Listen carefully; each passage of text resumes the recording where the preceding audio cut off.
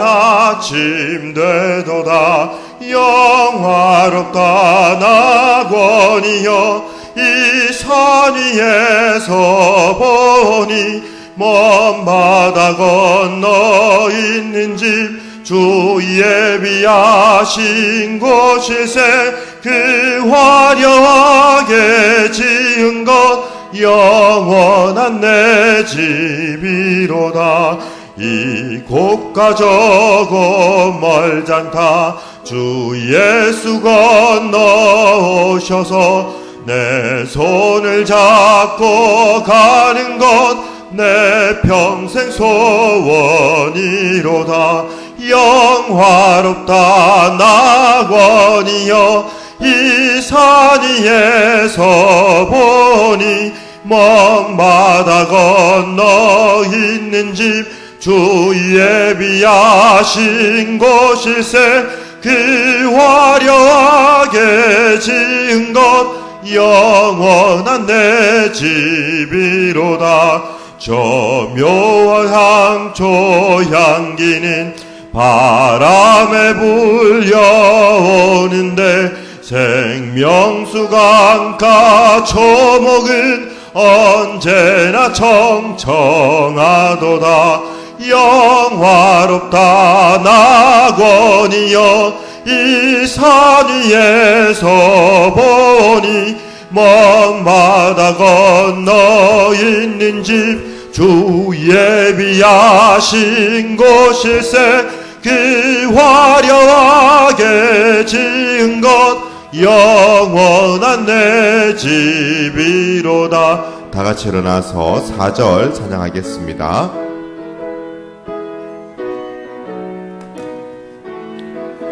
청아한 음악 소리는 내 귀에 들려오는데 흰 옷을 입은 무리는 천사와 노래하도다. 영화롭다 낙원이여 이 산 위에서 보니 먼 바다 건너 있는 집 주 예비하신 곳일세. 그 화려하게 지은 것 영원한 내 집이로다.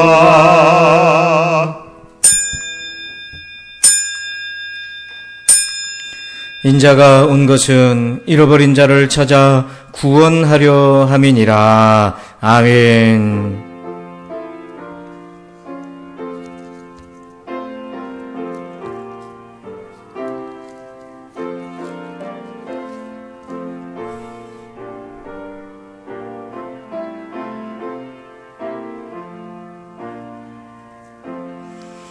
잃어버린 자를 찾으러 오신 주님을 찬양합니다. 오늘 우리가 그 잃어버린 자 이건을 알지 못한 채 살아왔습니다.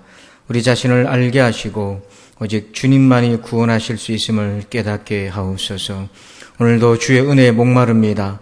우리가 영과 진리로 예배합니다. 이곳에 오셔서 임하여 주옵소서. 예수님의 이름으로 기도합니다. 아멘. 다 함께 찬송가 43장을 찬양드립니다.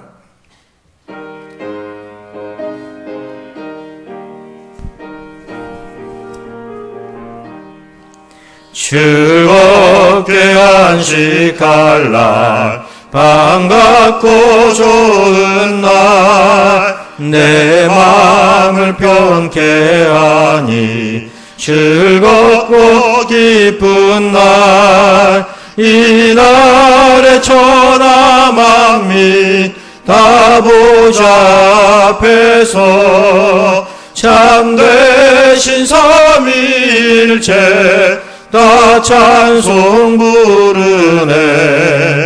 이 날에 하늘에서 새 양식 내리네. 성회로 모이라고 종소리 울리네. 복음의 밝은 빛은 온 세상 비치며 또 영생물이 흘러 시원케 하시네. 이 주일 지킴으로 새 은혜 입어서 영원히 쉬는 곳에 다 올라갑시다. 성부께 참여하고 성자와 또 성령 참되신 삼위일체 다 찬송 부르세. 아멘. 교독문 17번 시편 29편을 교독합니다. 너희 권능 있는 자들아 영광과 능력을 여호와께 돌리고 돌릴지어다. 여호와께 그의 이름에 합당한 영광을 돌리며 거룩한 옷을 입고 여호와께 예배할지어다. 여호와의 소리가 물 위에 있도다. 영광의 하나님이 우레소리를 내시니 여호와는 많은 물 위에 계시도다. 여호와의 소리가 힘있으며 여호와의 소리가 위엄차도다.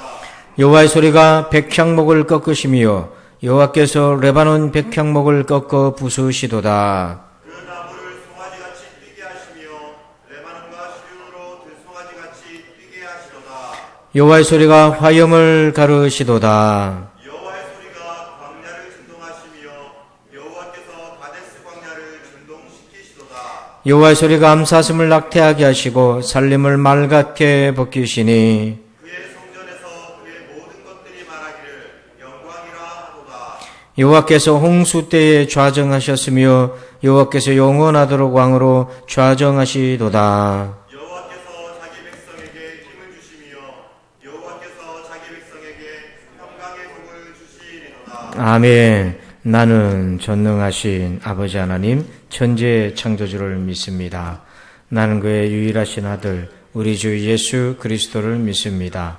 그는 성령으로 잉태되어 동정녀 마리아에게서 나시고 본디오 빌라도에게 고난을 받아 십자가에 못 박혀 죽으시고 장사된 지 사흘 만에 죽은 자 가운데서 다시 살아나셨으며 하늘에 오르시어 전능하신 아버지 하나님 우편에 앉아 계시다가 거기로부터 살아있는 자와 죽은 자를 심판하러 오십니다. 나는 성령을 믿으며 거룩한 공교회와 성도의 교제와 죄를 용서받는 것과 몸의 부활과 영생을 믿습니다. 아멘. 다 함께 자리에 앉으셔서 함께 찬양합니다. 예수 피를 힘입어 원하고 바라고 기도합니다. 두 곡을 찬양 드리겠습니다.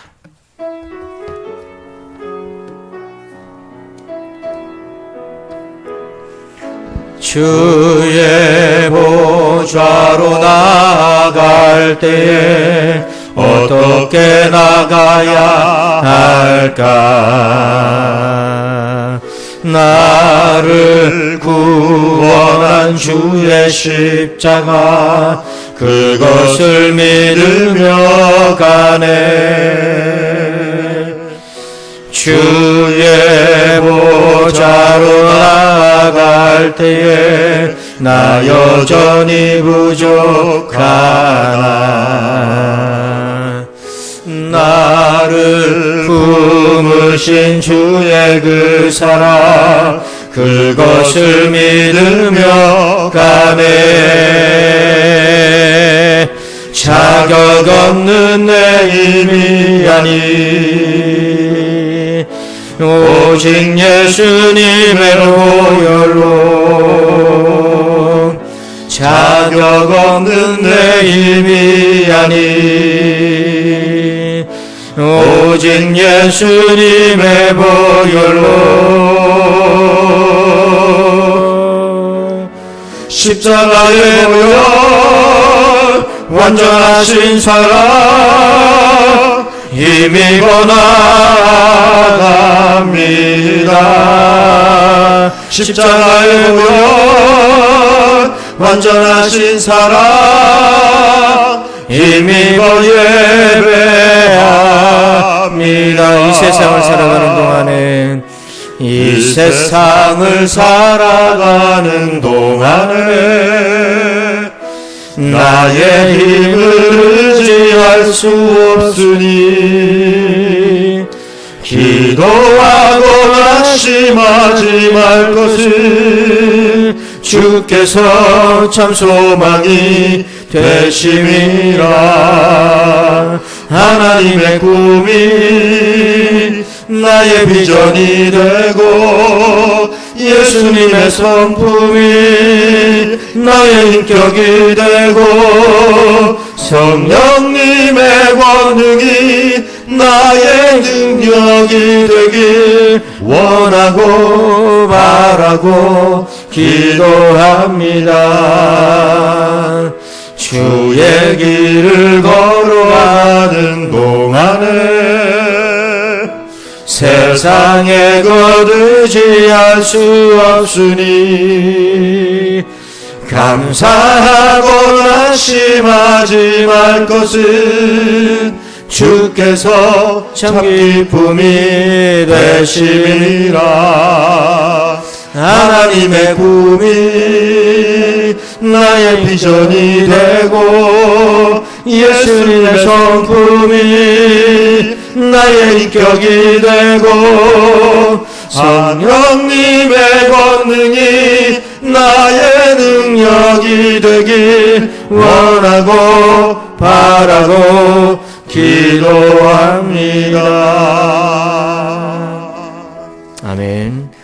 이제 우리 다 함께 침묵으로 기도하는 시간 같습니다. 한 주간 동안 죄 연제를 회개하고 십자가의 내로 죄 사함 받고 성령의 도움으로 그 죄를 다시 범하지 않도록 도움을 구하는 기도 올리겠습니다.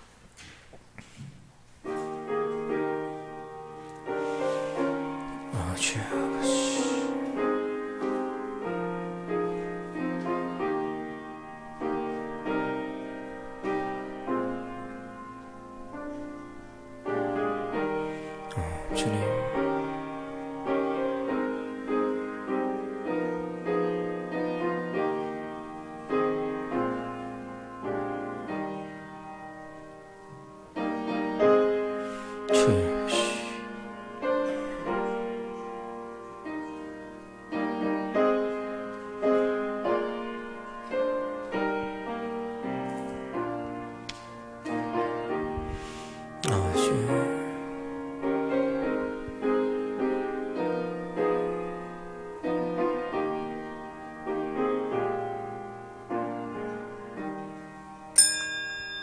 주 하나님 아버지, 오순절 후 첫 주 예배를 드리게 하심에 감사드립니다. 지난 한 주 저에게 주신 것들로 인해 감사드리며 삶 속에 작은 것 하나 하나님께 감사드리게 하여 주옵소서. 아멘. 주님을 따르는 길은 넓고 사람이 많으나 주님께 따르는 길은 좁고 협착한 길임을 다시 한번 기억합니다. 주여. 하나님의 마음을 품고 십자가의 은혜를 품어 우리의 마음이 다시 정케 되는 역사를 바라보게 하소서. 아멘. 예배 속에서 하나님을 뵙기 원합니다. 아멘. 세상에 줄 수 없는 진정한 하나님의 임재가 부산진교 예배 속에 경험되어져서 하나님을 경외하고 하나님의 평안을 누리며 우리의 연약함을 발견케 되는 시간 되게 하소서. 아멘. 온전케 되는 하나님의 은혜가 임하는 시간 되게 하소서. 아멘. 태국 선교관 센터 건립을 위해 한마음 모아 건축 기금을 넘치게 채워주시니 감사합니다. 아멘. 더욱 간절히 기도하오니 공사 진행 과정이 순적하게 하시고 주여. 그곳에서 함께 예배드릴 산마을 아이들과 또 수많은 영혼들을 위해 기도하오니 주의 복음이 온전히 이 일로 전해지게 하여 주옵소서. 아멘. 오늘도 주께서 주시는 확신 가운데 주의 말씀 듣게 하시고 그 말씀 한 절 한 절이 우리 영혼의 거울이 되고 주여. 양식이 되고 생명이 되어 하나님 나라를 꿈꾸는 모든 성도 되게 하여 주시옵소서. 아멘. 코로나19로 인하여 어려움과 각 성도들의 말할 수 없는 아픔을 아시는 주님께서 성령께서 말할 수 없는 탄식으로 도우시고 계시고 또 십자가의 모범을 보이사 우리의 고난을 도우시는 은혜로 이겨나가게 하소서. 아멘. 영과 진리로 드리는 예배 되게 하실 줄 믿사오며 예수 그리스도 이름으로 기도드립니다. 아멘.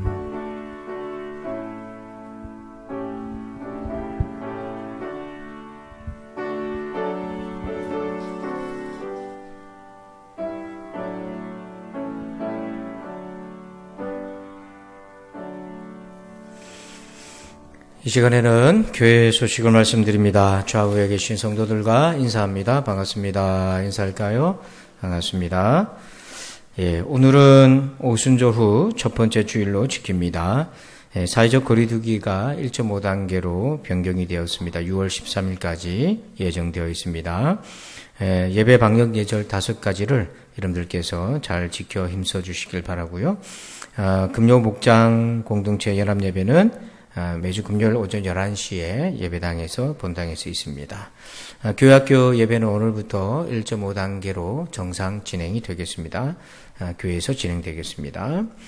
그리고 우리 동지방 남전도의 연합회 원래가 6월 13일, 6월 둘째 주에 저희 교회에서 진행이 됩니다. 그래서 우리 교회에서 행사를 치르니까 남전도의 회원들께서는 손님 맞을 준비를 좀 도와주시면 좋겠고요. 또 같이 참석을 해 주시면 고맙겠습니다. 그래서 우리 각 남전도별로 서로 힘써 함께 참여를 권면 부탁드립니다. 그리고 홍명수 안수 집사님은 아래의 주소로 이사를 하셨습니다. 그리고 나머지 광고는 주보를 참고해 주시기 바랍니다. 이 시간에는 드리신 예물을 위해서 기도하겠습니다. 한 주간도 건강하게 지켜주신 하나님 은혜에 감사합니다. 늘 은혜 가운데 살아가도록 지켜주심에 감사합니다. 이 믿음으로 주 앞에 예물을 드립니다. 우리 하나님 홀로 영광을 받아 주시옵소서. 사랑하는 우리 부산신 성도들에게 복을 내려 주옵소서. 특별히 아버지 하나님 믿음의 복을 주옵소서. 아버지 하나님을 늘 매 순간 만나고 교제하고 동행하심을 알아가는 믿음을 주시옵고 아버지 하나님 건강을 주옵소서. 저들의 육신이 강건케 해주시고 또 아버지 하나님 병원에 입원해서 치료 중인 우리 사랑하는 성도들을 기억하시고 또 아버지 하나님 치료 중인 성도들을 기억하시며 또 여러 가지 지병으로 약을 먹고 치료 가운데 있는 사랑하는 성도들 또 백신 예방 접종을 앞에 두고 여러 가지 걱정 가운데 있는 자들에게 평안함을 주시고 아버지 하나님 건강의 복을 주시되 영혼도 또 마음도 강건케 하여 주시옵소서. 아버지 하나님 일터의 복을 주시길 원합니다. 어려울 때이지만은 하나님 은혜로 먹고 살며 주의 나라를 위해 힘쓸 수 있도록 축복의 통로로 우리 사랑하는 성도들 각 가정을 기업을 일터를 축복하여 주시옵소서. 아버지 하나님 그래서 하나님 나라에 쓰임받는 귀한 가정들로 삼아주시고 우리의 주신 가정의 자녀들로 인하여 기도합니다. 하나님의 선물이고 기업인고 아버지 하나님 그래서 믿음으로 잘 양육할 책임을 감당하게 도와주시고 그래서 우리의 자녀들이 어릴 때부터 여호와를 경외하는 지혜로운 자녀로 삼게 하여 주옵소서. 그래서 아버지 하나님 그래서 주님 말씀하신 것을 자녀들에게 잘 훈육하고 가르쳐서 믿음의 반석 위에 세울 수 있도록 도와주시옵소서. 여호와의 상급으로 하나님께 영광을 돌리게 하여 주시옵소서. 하나님 감사합니다. 오늘도 일부 가운데 있는 사랑 우리 성도들 가운데도 성령 하나님 운행하여 주셔서 우리의 심령이 옥토가 되게 해 주옵소서. 감사하며 예수님의 이름으로 기도합니다. 아멘. 오늘 주시는 말씀 보겠습니다. 이사야서 6장입니다.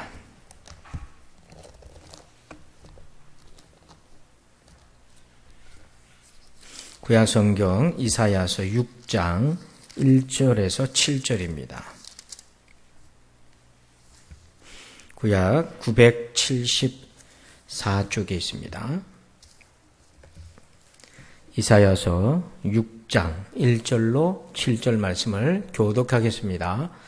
한 절씩 교독합니다. 우시아 왕이 죽던 해에 내가 본즉 주께서 높이 들린 보좌에 앉으셨는데 그의 옷자락은 성전에 가득하였고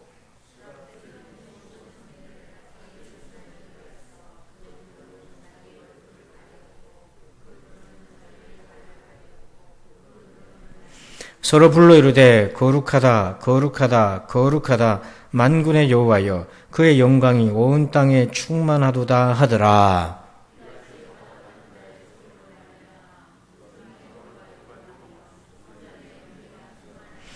그때 내가 말하되 화로다 나여 망하게 되었도다.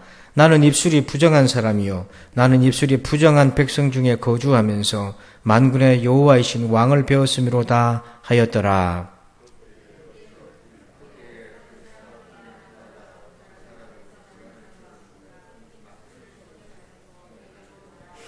다 함께 그것을 내 입술에 대며 이르되 보라 이것이 내 입에 닿았으니 내 악이 제하여졌고 내 죄가 사하여졌느니라 하더라. 아멘. 할렐루야. 오늘은 성전에서 나를 만나다라는 제목으로 함께 은혜를 나눕니다. 요한 웨슬레 목사님이 1700년도 후반에 쓴 일기가 있는데요. 그 일기를 잠시 우리가 좀 관찰해 보면 그 당시 사람들의 마음이 얼마나 강팍했는지를 알 수 있어요. 5월 5일 주일 아침 성안 교회에서 설교를 했는데 설교 마치고 성도들이 더 이상 설교하러 오지 말라고 요청을 했다고 하고요. 5월 5일 당일날 주일 오후에 성요한 교회에서 설교했는데 집사들이 나가라고 쫓아내버렸고 5월 10일 주일 아침에 성주두 교회에서 설교했는데 다시는 그 교회를 방문할 수가 없게 되었고 5월 10일 당일 주일 오후에는 성조지 교회에서 설교했는데 또 쫓겨났고 5월 19일 주일 아침에 어떤 교회에서 설교를 했는데 집사들이 임시직원을 열어서 다시는 설교하러 오지 말라고 통보해줬고 그날 오후에 길거리에서 설교했는데 거리에서 쫓겨내버리고요.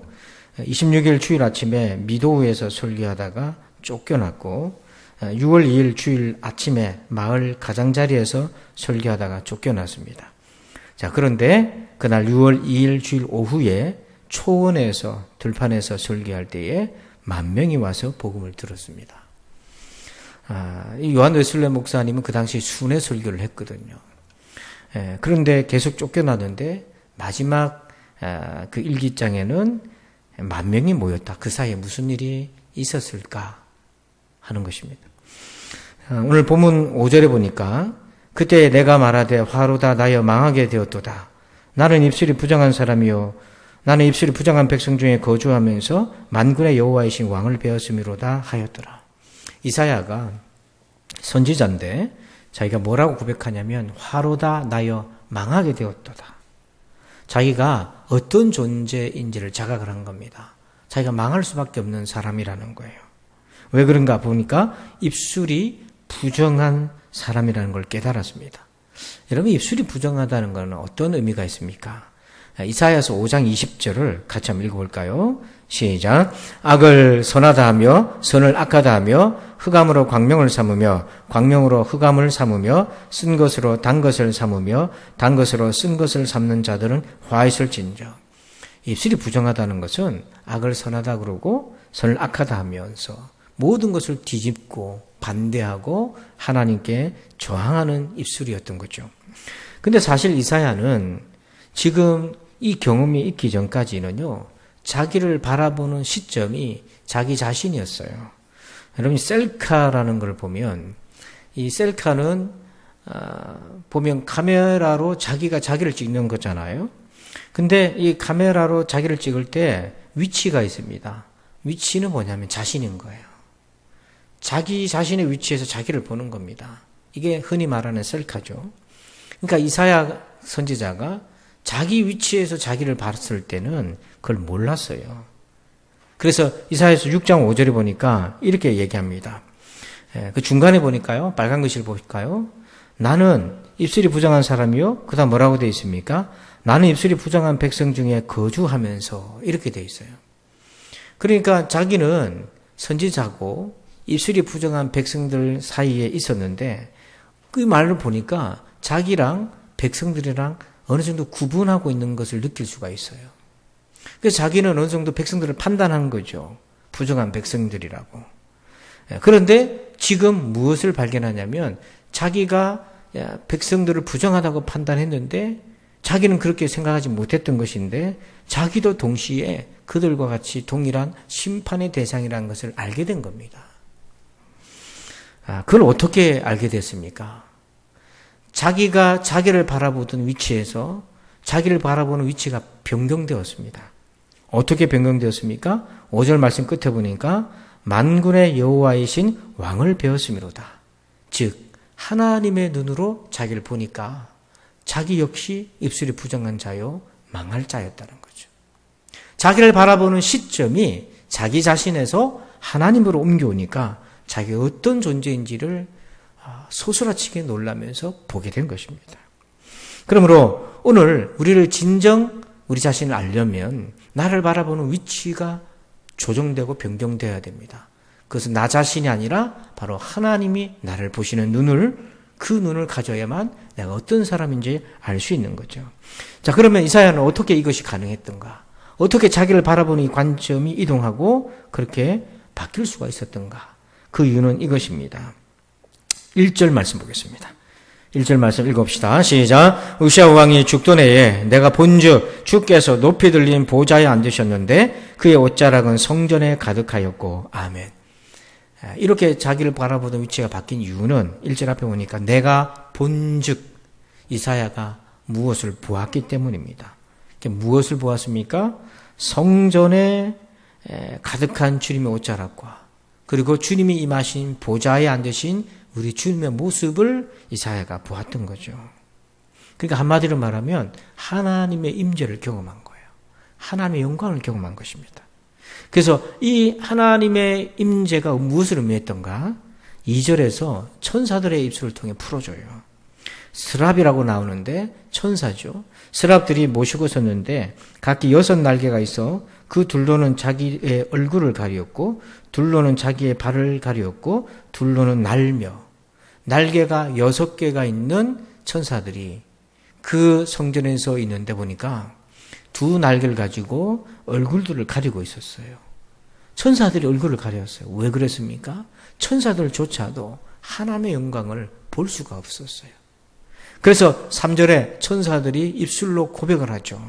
한번 읽어봅니다. 시작. 서로 불러 이르되 거룩하다 거룩하다 거룩하다 만군의 여호와여 그의 영광이 온 땅에 충만하도다 하더라. 아멘.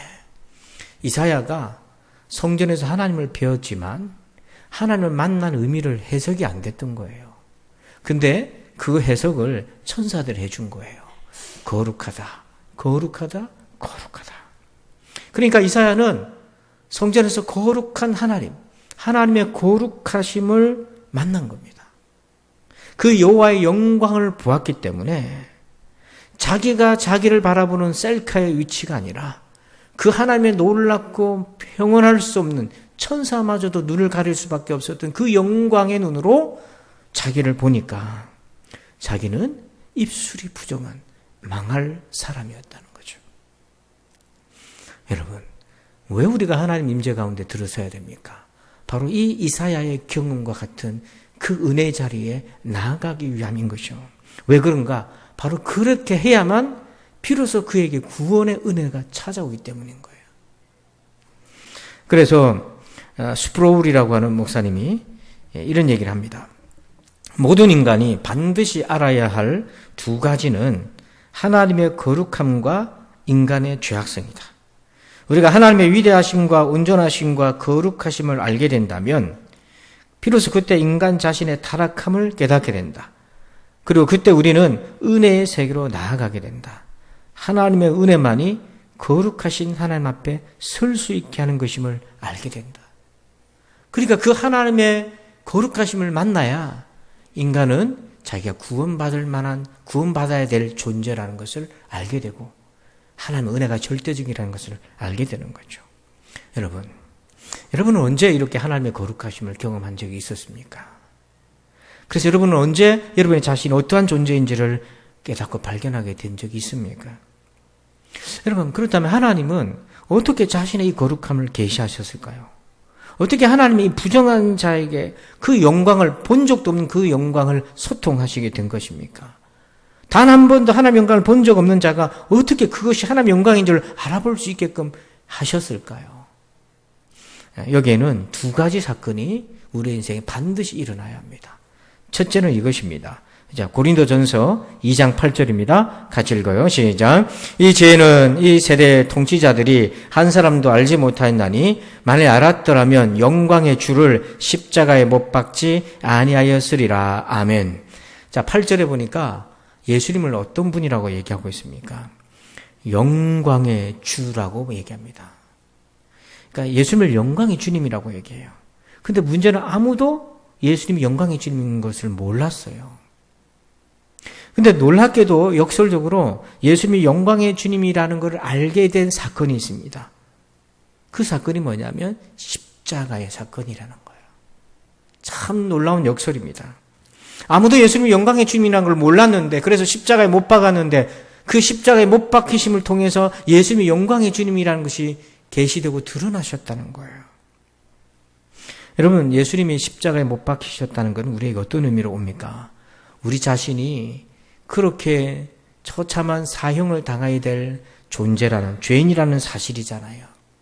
그러니까 내가 정말 심판받아야 될 죄인이라는 사실과 만날 때에 예수님이 영광의 주님인 것을 우리가 알게 되는 겁니다. 왜냐하면 예수님은 죄가 없으신 주님이시라는 거잖아요. 근데 여기서 예수님은 죄가 없다는 것은 단지 허물이 없는 분이라는 것이 아니라 거룩하신 하나님의 아들이라는 것을 말해주고 있습니다. 마치 죄인을 위한 흠없는 어린 양처럼 모든 사람들, 그 어떤 치명적인 죄를 범했다 하더라도 예수님은 그 죄를 대신할 수 있는, 하나님만이 허용하실 수 있는 그 거룩함을 가지고 계신 바로 유일한 그분, 예수님이 영광의 주님이라는 거죠. 그래서 십자가에 가장 가까이, 그러나 심정적으로는 가장 멀리 있었던 백부장이 있었어요. 근데 그 백부장이 예수님의 십자가 앞에서 고백한 것이 누가복음 23장 47절에 있습니다. 한번 읽어볼까요? 시작. 백부장이 그 일을 된 일을 보고 하나님께 영광을 돌려이르되 이 사람은 정녕 의인이었도다 하고. 자, 누가복음에서는 이 백부장이, 예수님을 십자가에 못 박은 그 모든 일을 주관했던 이 백부장은 예수님의 운명하심을 보고 그는 정녕 의인이었도다 이렇게 고백을 해요. 근데 우리가 의인 그러면 그냥 보통 사람들처럼 의로운 사람, 정의로운 사람 이렇게 받아들이는데, 마가복음에서는 이것을 이렇게 풀어서 설명했어요. 마가복음 15장 39절. 자, 우리 동일한 사건을 마가복음에서 이렇게 조명합니다. 한번 읽어볼까요? 시작. 예수를 향하여 섰던 백부장이 그렇게 순지심을 보고 이르되 이 사람은 진실로 하나님의 아들이었도다 하더라. 그러니까 여러분, 이 누가복음의 말씀과 마가복음의 말씀을 조합해보면 예수님이 진정 의인이었다는 것은 우리가 말하는 인간적 수준에서의 의인이 아닙니다. 하나님의 아들로서의 의인이라는 거예요. 그래서 모든 사람의 죄를 대속하실 수 있는 그 거룩함인 거예요. 그래서 그 십자가 아래에서 우리는 역설적으로 예수님이 영광의 주님, 거룩하신 주님, 모든 사람의 죄를 대속하실 수 있는, 하나님만이 유일하게 허용하실 수 있는 그 거룩함을 가지신 분이라는 것을 우리가 만나게 되는 것입니다. 여러분, 같은 허물이라도 그 대상 앞에 허물의 정도가, 심각성이 전혀 달라집니다. 사진 한 장 보시면 오른쪽엔 트럭이 있고요. 또 왼쪽에는 벤츠가 있습니다. 주차를 개념 없이 해놨어요.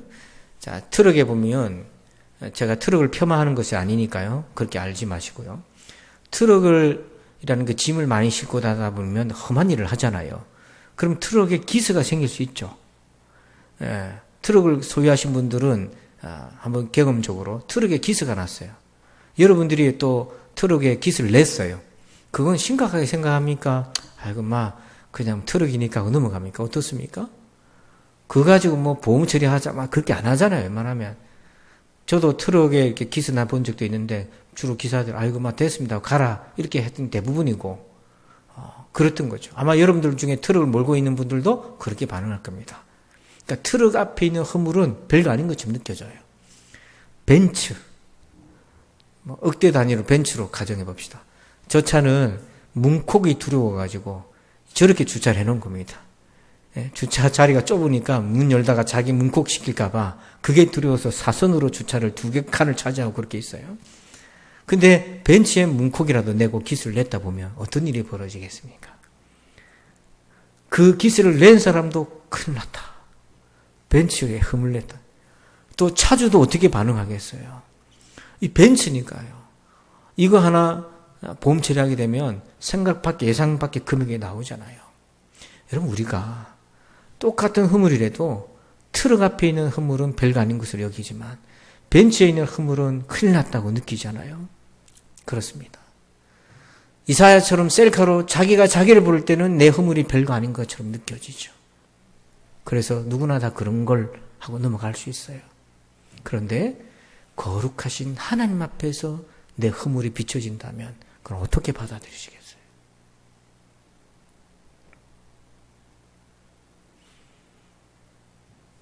그것이 주의 영광의 주의 거룩하심의 은혜인 거예요. 지금 세상 사람들은 주님의 영광의 거울이 없기 때문에 자기 허물과 죄악을 셀카로 밖에는 보지 않기 때문에 별거 아닌 것처럼 치부하고 말아요. 그러나 하나님의 영광 가운데 있는 이사야와 같은 그 사람은 화로다 나여 망하게 되었도다. 나는 입술이 부정한 사람이구나. 나는 지금까지 백성들을 판단하고 다른 사람을 판단했지만은 내가 바로 그 하나님의 심판대 앞에 서야 될 망할 존재구나. 이걸 하나님의 영광 앞에서 비로소 보게 된 거예요. 이것이 하나님의 영광의 거룩함이 우리에게 가져다 준 놀라운 은혜인 거죠. 둘째는요, 우리에게 반드시 일어나야 될 사건이 이것입니다. 이것은 십자가의 은혜를 넘어 혁명적 사건인데요. 자, 6장 2절을 같이 한번 읽어봅시다. 시작. 스랍들이 모시고 섰는데 각기 6날개가 있어 그 둘로는 자기의 얼굴을 가리었고 그 둘로는 자기의 발을 가리었고 그 둘로는 날며. 스랍은 천사라고 말씀드렸죠. 날개가 6개가 있어요. 제일 밑에 날개로는 이제 날고 첫 번째 날개는 얼굴을 가립니다. 중간 날개는 날고 밑에 있는 거는 발을 가립니다. 근데 얼굴을 가리잖아요. 천사도 하나님의 영광을 못 보는 겁니다. 그래서 가린 거예요.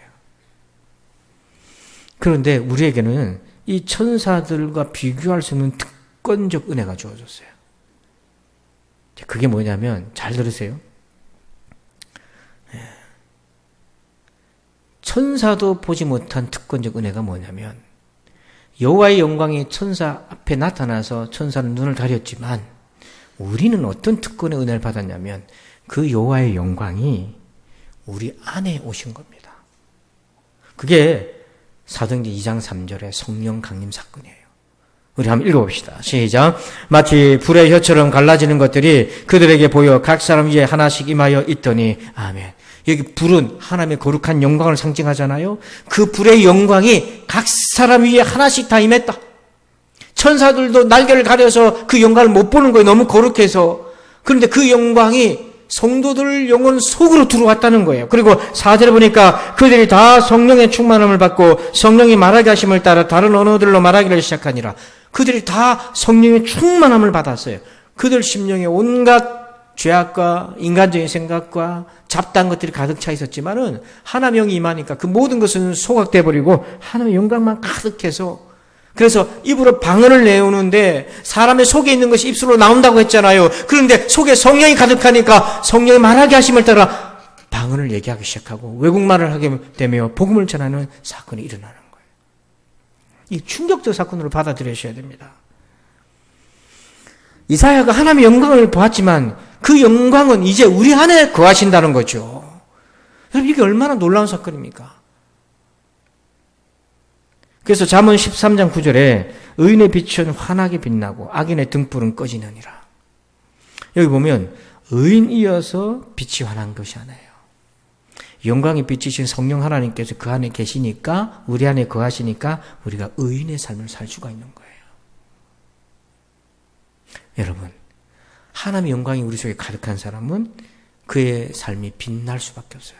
빛난다는 것이 단지 명예를 얻고 유명해진다는 것이 아니라 의인, 하나님의 자녀의 삶을 살 수밖에 없고 악인의 등불은 꺼진다고 그랬어요. 이 영광의 하나님이 내 안에 거하심으로 우리가 하나님의 은혜도 선명하게 볼 수 있고 동시에 우리 안에 침투하는 죄악도 뚜렷하게 볼 수 있게 됩니다.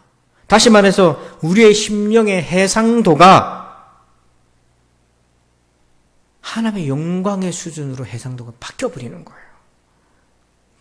여러분, 해상도란 말이 최근에 나온 말이잖아요. 표현이잖아요. 옛날에는 없던 표현이에요. 흑백 TV, 컬러 TV 시절에는 없던 말이에요. 요즘 나오는 거예요. 4K, 8K. 그래서 인간의 눈으로 감지할 수 없을 정도로 세밀한 화상을 낼 때 이게 해상도 의미가 있는데요. 그래서 요즘 텔레비전도 고화질로 보고 휴대폰도 좋은 화질로 보잖아요. 그런데 여러분, 그거로도 잡아낼 수 없는 하나님의 은혜를 포착할 수 없고 내 안에 있는 죄를 포착할 수 없어요. 하나님의 영광의 해상도를 가져야 되는 거예요. 그래서 A.W. 토저 목사님 이런 얘기를 합니다. 성령께서 자신을 구속받은 사람의 영혼에 심으신다. 그렇게 얘기하셨어요. 그래서 십자가 예수님을 믿는 사람에게는 성령 하나님께서 그 속에 들어오셔서 심어진 바 된다는 거예요. 이게 얼마나 놀라운 사건입니까? 이제는 하나님 어디 계시냐 찾아다닐 필요가 없는 거예요. 내 안에 계시잖아요. 여러분, 예전에는 이 말씀에 아멘이 되었습니다. 근데 지금 아멘이 되지 못한 이유는 은혜가 식어서 그런 거예요. 은혜가 식으면 고백이 안 되는 겁니다. 신앙은 추억이 아니고 현재 진행형이어야 되는 거예요. 그래서 이 영광을 경험한 사람이 있어요. 사도행전 9장 3절에 사울이 길을 가다가 다메섹에 가까이 이르더니 호련히 하늘로부터 빛이 그를 둘러 비추는지라. 이 빛은 예수님이셨어요. 그래서 이 바울이, 사울이라고 하는 바울이 핍박하러 가던 그 길에서 하나님의 영광을 본 거예요. 예수님의 영광을 본 겁니다. 그래서 거기서 변화됐던 거죠. 근데 그때부터 바울에게는 어떤 역사가 일어났냐면 늘 그 빛을 안고 살아갔어요.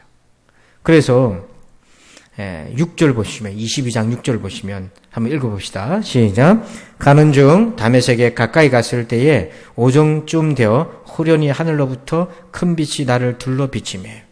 사도행전에 바울이 자기가 예수님 만난 고백을 3번이나 등장을 합니다. 한 번 등장해도 감사할 일이지만 3번이나 기록된 이유가 있어요.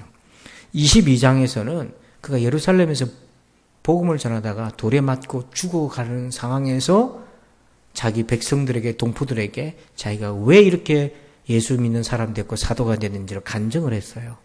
근데 여러분, 그 6절의 빛을 만난 그 경험과 3절의 경험을 비교해 보세요. 그 차이를 한번 주목해 보세요. 그리고 26장, 그가 예루살렘에서 로마로 호송되던 중에 헤롯 아그리빠 왕, 헤롯 대왕의 손자죠. 그 왕 앞에 서서 신문 받을 때에 복음을 또 전해요. 그때 자기가 또 예수님 만난 고백을 또 합니다. 13절 같이 읽어볼까요? 시작. 왕이여, 종호가 되어 길에서 보니 하늘로부터 해보다 더 밝은 빛이 나와 내 동행을 둘러 비추는지라. 자, 그러면 여러분, 3번의 바울이 빛을 경험한 것을 비교해 보십시오. 어떤 변화가 보입니까? 3절에서는 하늘로부터 빛, 6절에서는 무슨 빛? 큰 빛. 13절에서는 어떤 빛? 해보다 더 밝은 빛. 무슨 말입니까? 바울은 빛이신 예수님을 만났을 때 그 뒤로 그 빛은 그에게 점점 커져가고 있었다는 거예요. 그는 식지 아니하고 하늘로부터 빛을 받고 22장에서는 큰 빛을 받고 26장에서는 해보다 더 밝은 빛을 받다고 그랬어요. 여러분, 우리의 신앙도 이렇게 점차 주의 영광으로 가득 채워지기를 축원합니다. 우리는 왜 거꾸로 가죠? 그 빛을 받지만 그 빛이 점점 힘을 잃기 시작하는 겁니다. 이런 이유 저런 이유 때문에 이런 일에 치여서 저런 일에 치여서 나중에는 그늘까지 서서 빛이 보이지 않을 정도로 흑암 가운데 있는 사람이 얼마나 많습니까? 그러나 바울은 거꾸로에 그는 더 많은 고난을 당하고 더 많은 핍박을 당하고 더 많은 고생을 당했는데 그의 심령 속에서는 빛이 더 밝아지고 있었다는 거잖아요. 이는 무슨 말이냐면 그가 그 많은 고난과 순환을 이겨나갈 수 있었던 힘이 어디서부터 왔는가? 점점 더 밝아갔던 하나님의 영광에 있었다는 거잖아요. 이 자리에 여러분들이 삶의 여건 때문에 힘드신 분이 있습니까? 우리의 노력으로 되지 않는 부분들이 참 많잖아요. 여러분, 그것에 승부 걸지 말고 여러분에게 주신 빛이신 예수님, 그 영광의 주님께 승부를 걸으셔야 돼요. 빛을 키워가시길 바랍니다. 그래서 바울이 이 뜨거움을 감출 수가 없었던 거예요. 그 영광 속에 있었던 거죠. 그래서 디모데전서 1장 15절 같이 한번 이 영광이 바울에게 어떤 영향을 미쳤는지 한번 읽어봅시다. 시작. 미쁘다 모든 사람이 받을 만한 이 말이여. 디모데전서 1장 15절 없습니까? 제가 읽어드릴게요. 디모데전서 1장 15절입니다. 미쁘다 모든 사람이 받을 만한 이 말이여. 그리스도 예수께서 죄인을 구원하시려고 세상에 임하셨다 하였도다. 내 죄인 중에 내가 괴순이라. 그러니까 지금 그 하나님의 영광이 그 속에 가득했을 때 바울에게는 늘 두 가지 마음을 안고 살게 만들었어요. 하나는 뭐냐면 내가 죄인 중에 괴수다. 내가 죄인 중에 괴수다, 우두머리다. 그걸 늘 자각했어요. 왜 그러냐면 이건 죄책감이 아닌 거예요. 그 하나님의 영광이 자기의 부정함을 늘 비춰주고 있었던 거예요. 여러분, 우리가 의롭다고 느껴지나요?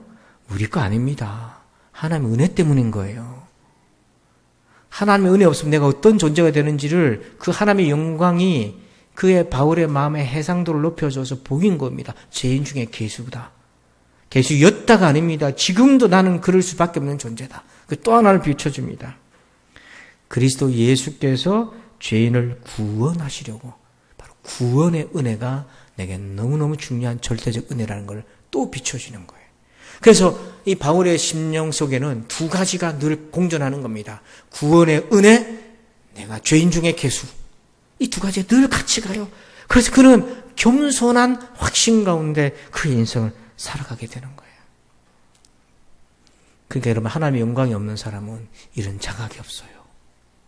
제가 죄인 중에 괴수라는 의식이 없고 구원의 은혜는 아무것도 아닌 하찮은 것이고 필요치도 않은 것처럼 여겨질 수밖에 없어요. 여러분, 오늘 하나님의 영광이 이 시간에 여러분 가운데 임하기를 주의 이름으로 축복합니다. 여러분의 자녀들에게도 이런 은혜가 있기를 축원합니다. 그래서요, 요한 웨슬레 목사님이 그렇게 1700년도에 주일마다 복음을 전했지만 다 쫓겨났다고 그랬잖아요. 근데 마지막에 들판에서 초장에서 설교했을 때 10,000명이 모여들어서 이 사람들 어디서 모인 사람들일까요? 그가 설교했던 곳에 있던 성도들 중에서 어떤 이는 말씀을 듣고 막 분노하고 대적할 때에 어떤 이는 숨어서 회개한 자들이 있었어요. 그 사람들이 모이기 시작한 거예요. 깨어진 마음을 가진 사람들이 모여서 주 앞에 나오기 시작한 거예요. 즉 하나님의 영광을 복음에서 보고는 자기가 어떤 자인지를 알게 된 거죠. 여러분, 한 수도원이 있는데요. 그 수도원이 있는 동네에 젊은 나그네가 방문을 한 겁니다. 근데 워낙에 경건하고 겸손해 보여서 사람들이 다 좋아했어요. 그래서 그 젊은 청년을 수도원으로 데리고 갔습니다. 이 사람이야말로 수도원에서 있을 사람이다 하고 데리고 갔어요. 그래서 수도원 원장과 식구들이 정말 가족처럼 따뜻하게 환영해주고 여기 살도록 배려를 해줬어요. 근데 어느 날 수도원장이 그 젊은이에게 부탁을 하나 했습니다. 이보게 잠깐만 와보게. 자네 이 수도원에서 쓰레기를 좀 치워주게나 하고 청소를 부탁을 한 거예요. 그 말에 순종해서 젊은이는 그때부터 이제 청소하려고 하는데 그때부터 이 젊은 사람이 안 보이는 거예요. 하루 종일 찾아도 안 보이고 다음날 돼도 안 보이는 거예요. 이게 왜 이런 일이 생기지? 어디 갔지? 그러다가 다들 이제 하나씩 둘씩 얘기가 나오는데 청소시킨 게 적성이 안 맞아서 나가버렸나? 혹은 기분 나빠서 그랬나? 막 이렇게 이제 다들 추정만 했어요. 근데 한 수도사가 마을에 뭘 구하러 가기 위해서 마을로 내려갔는데 마을에 그 젊은이가 있었던 거예요. 그래서 우연히 만나서 불러가지고 자네 원장님이 시킨 일을 왜 그렇게 거절해버렸나? 참 당신 어리석다. 이렇게 낮은 일을 청소하고 섬기는 일을 통해서 우리가 영적인 성숙을 향해 가는 거지. 그게 뭐 기분 나쁘다고 그렇게 내려가 버리면 어떡하나 하고 막 야단을 쳤어요. 근데 그 말을 듣던 젊은이가 막 울어요. 왜 우나 들어봤더니 수도사에게 이렇게 얘기하는 거예요. 형제님, 제가 무엇을 할 수 있었겠습니까? 쓰레기를 치우라는 말씀에 사방을 구석구석 살폈지만은 어디에도 쓰레기를 발견할 수가 없었습니다. 그러다가 원장님이 하신 말씀이 치우라던 그 쓰레기가 바로 저라는 생각이 들었습니다. 그래서 저를 치워 그곳을 깨끗한 장소로 만들려 했던 것입니다. 이렇게 고백을 한 거예요. 우리 마음에는 끊임없는 쓰레기가 들어와 있죠. 이 젊은 수도사가 수도원을 막 돌아다녀 보니까 사진에도 보다시피 너무 깨끗하잖아요.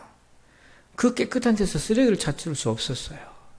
거룩하면서 뭔가를 찾아낼 수 없었는데 보니까 자기 존재가 그렇게 비춰지기 시작한 거예요. 이거는 열등감도 아니고 자책도 아니고요. 거룩함이 비춰준 그 자기 안에 있는 실세의 모습이었던 거죠. 성도 여러분, 이사야가 부정한 존재인 줄 몰랐던 그 이사야가 하나님 영광 앞에 섰을 때 화로다 나여 망하게 되었도다. 나는 입술이 부정한 자구나. 그렇게 깨졌을 때 바로 그에게 구원의 은혜가 임했던 겁니다. 그래서 천사가 제단의 숯불에서 숯을 가져와서 그의 입술에 대면서 그의 죄가 사여졌다고 그에게 구원의 은혜가 바로 그 순간 임했던 거죠. 여러분, 오늘 우리는 주 앞에서 어떤 사람입니까? 주 앞에서 우리는 어떤 자입니까? 내가 어떤 자인지 알아볼 수 있는 영광이 우리에게 있습니까? 여호와의 영광이 여러분 심령 속에 가득하시기를 주의 이름으로 축원합니다. 아버지 감사합니다. 성전에서 하나님의 영광 가운데서 나를 만나게 하여 주시옵소서. 감사하며 예수님의 이름으로 기도합니다. 아멘. 우리 다 함께 자리에 일어나십니다. 송영 1장을 찬양 드리겠습니다.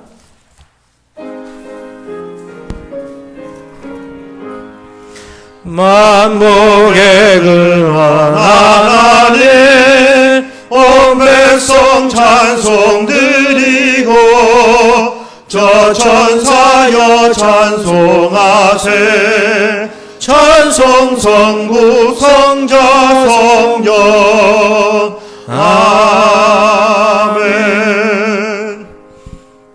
이제는 우리 구주 예수 그리스도의 은혜와 하나님 아버지의 그 크신 사랑하심과 성령님의 감화감동 교통에 충만하심의 역사하심이 성전에서 하나님의 영광 앞에서 나를 만나기를 소원하는 구원의 은혜를 만나기를 소원하는 저들 위해 이제부터 영원토록 함께 계실지어다.